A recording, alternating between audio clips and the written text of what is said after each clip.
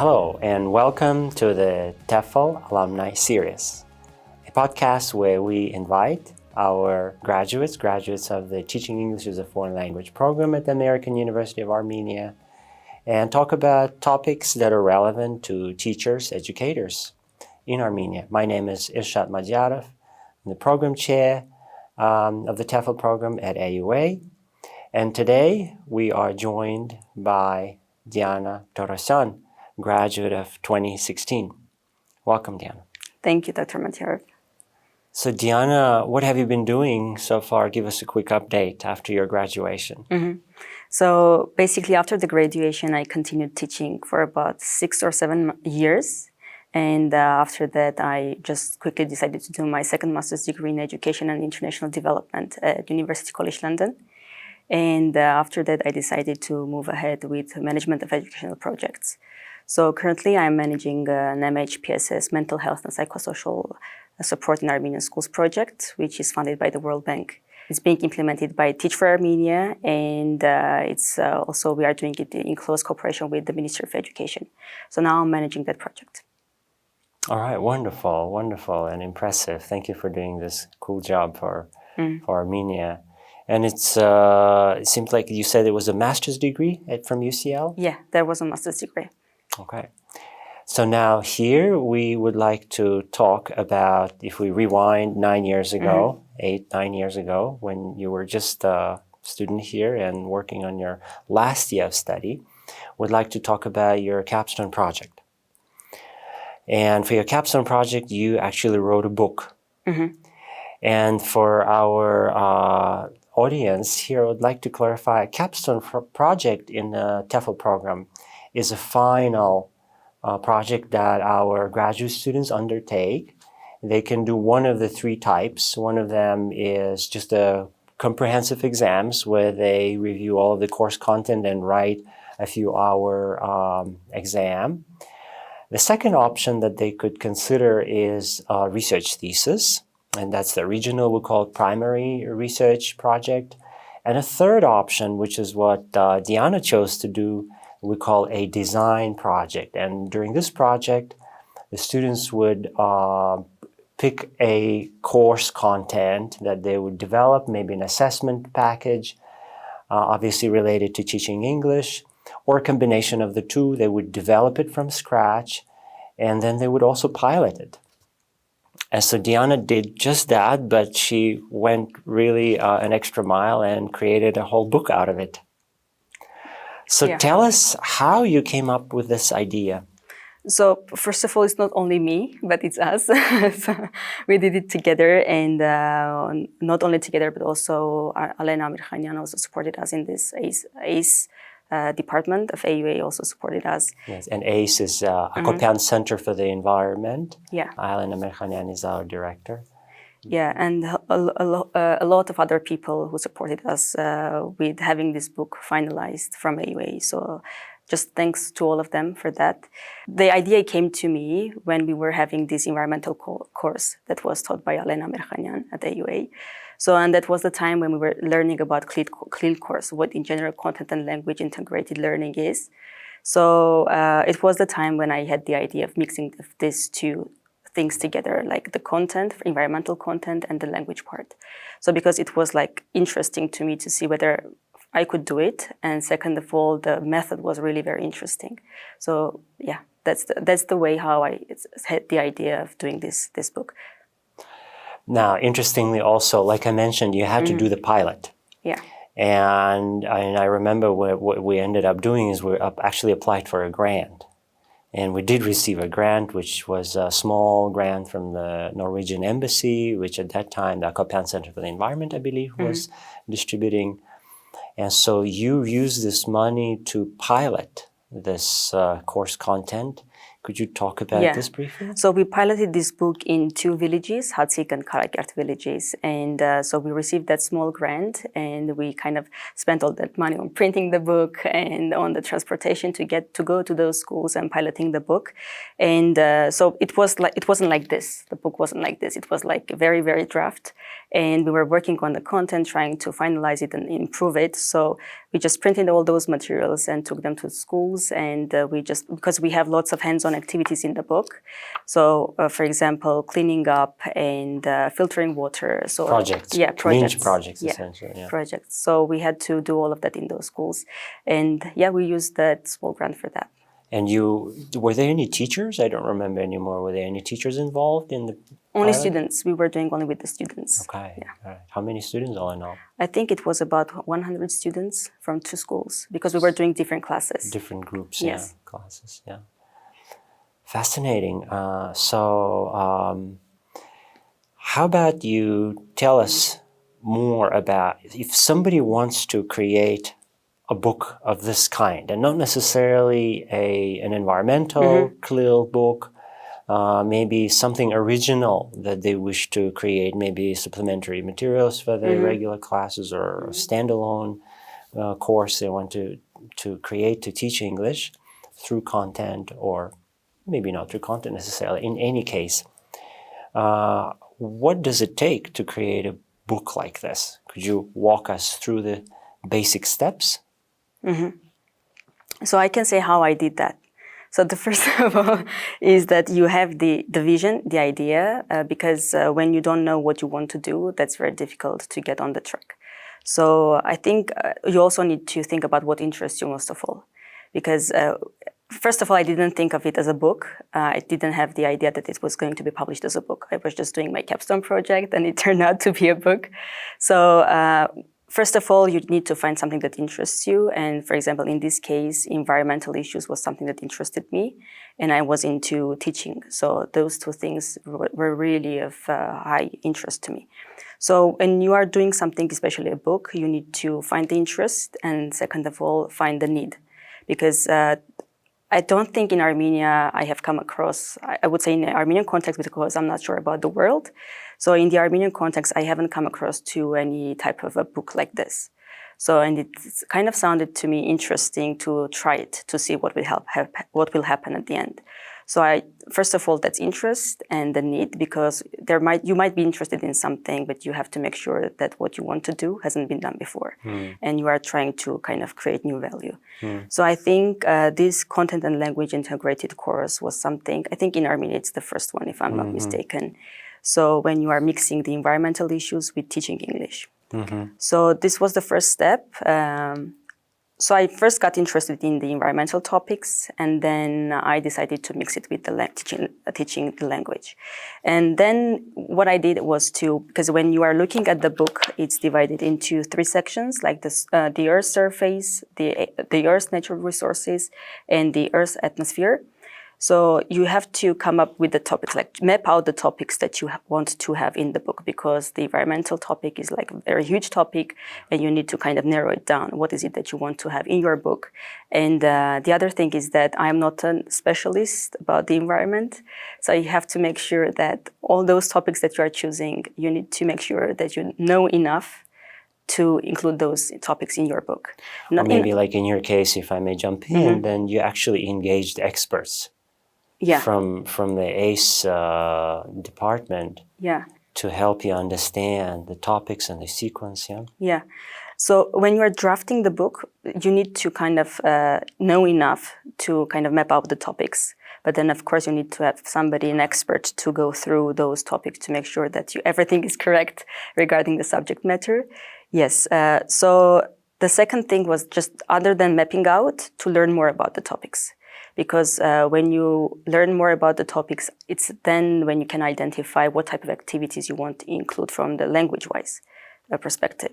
So, for example, if we have climate change or we have biomes of the world, so that's the content part. But what is it that you want to teach the students from the biomes perspective? So you have to have these 2 processes parallelly done and mapped out so that you can have the connections between the language and the subject matter. I mean, it was a fascinating, interesting project. I remember at that time, and you were trying to also come up with the link between the content and specific language focus areas. For example, grammar or vocabulary or specific four language skills: reading, writing, listening, speaking.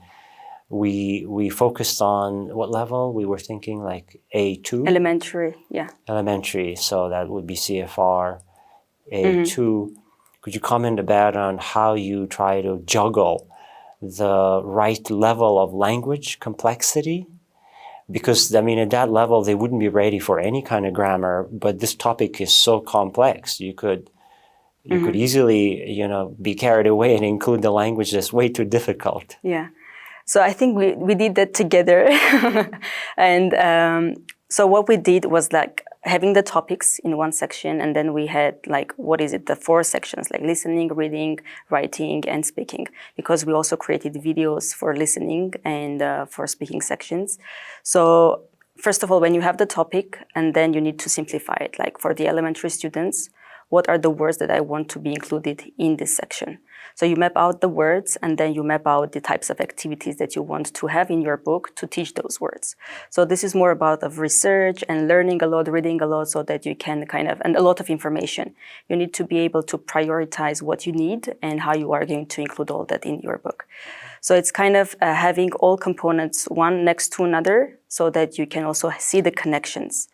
And regarding choosing the words, I think we were double checking through internet, like what words are commonly used among elementary students, or those people who are students and know English on elementary level. So what are those words that are commonly used or included in that vocabulary?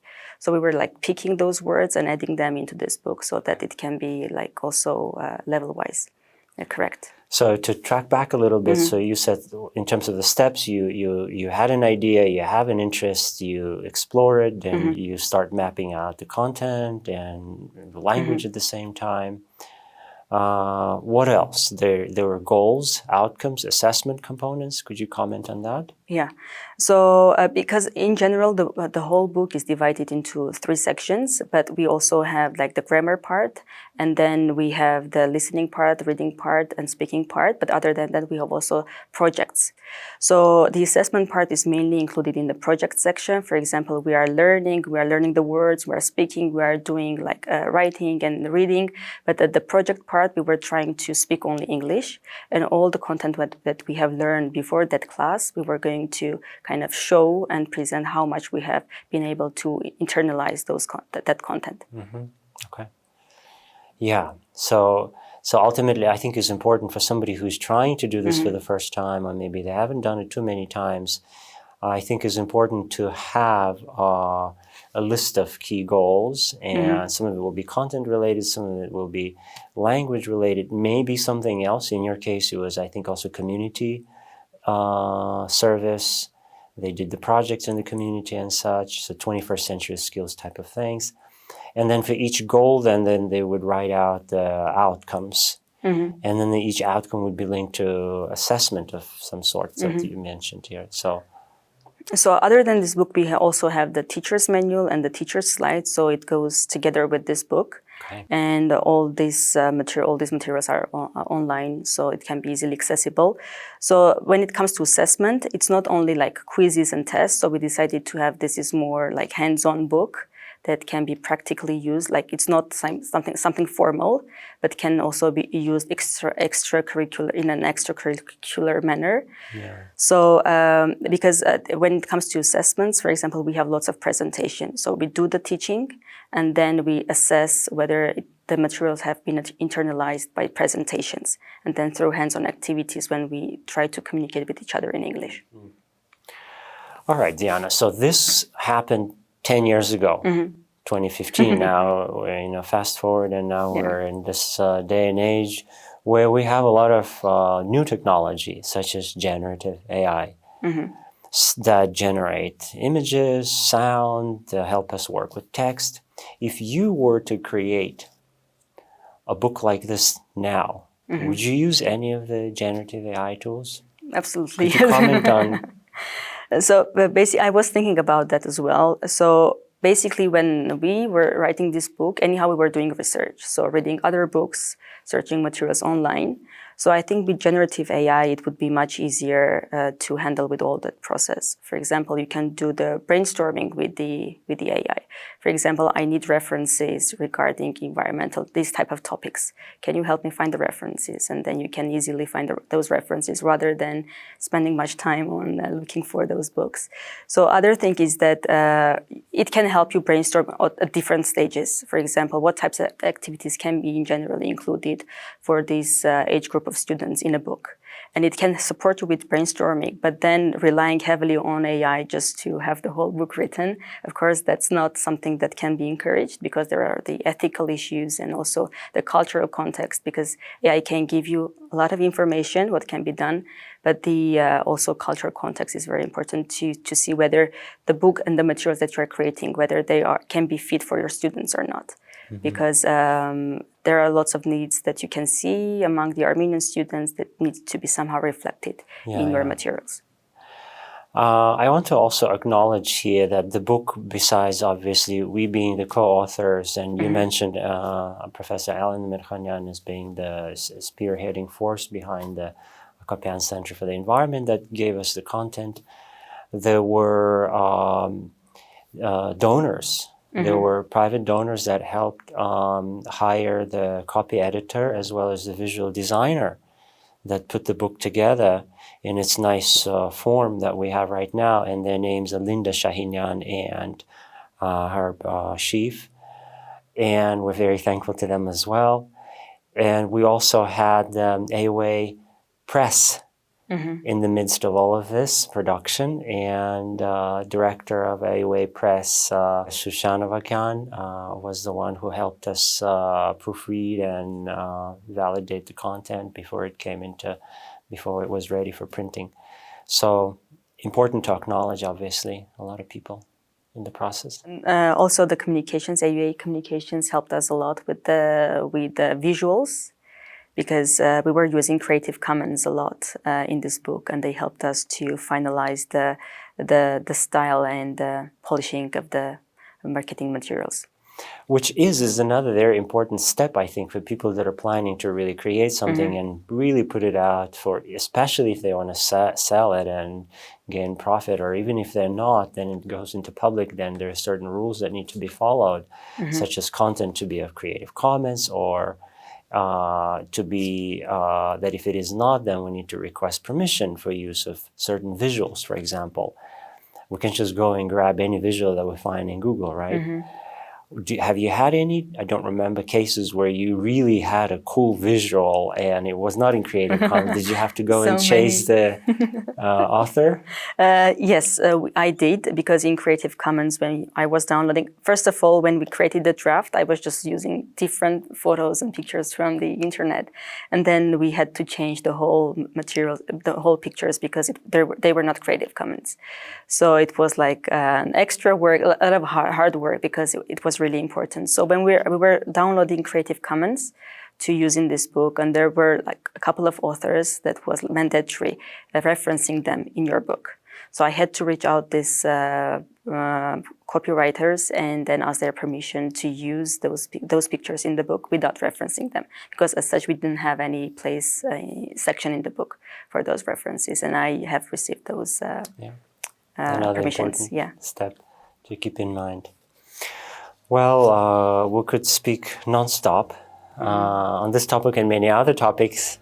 It's been 10 years already, but I think we need to already wrap up. Thank you so much for sharing this wonderful experience with our friends, teachers, followers in social media. Thank you for finding time to come here and Thank you for inviting. This was another podcast episode for the AUA TEFL Alumni series, and we look forward to seeing you next time.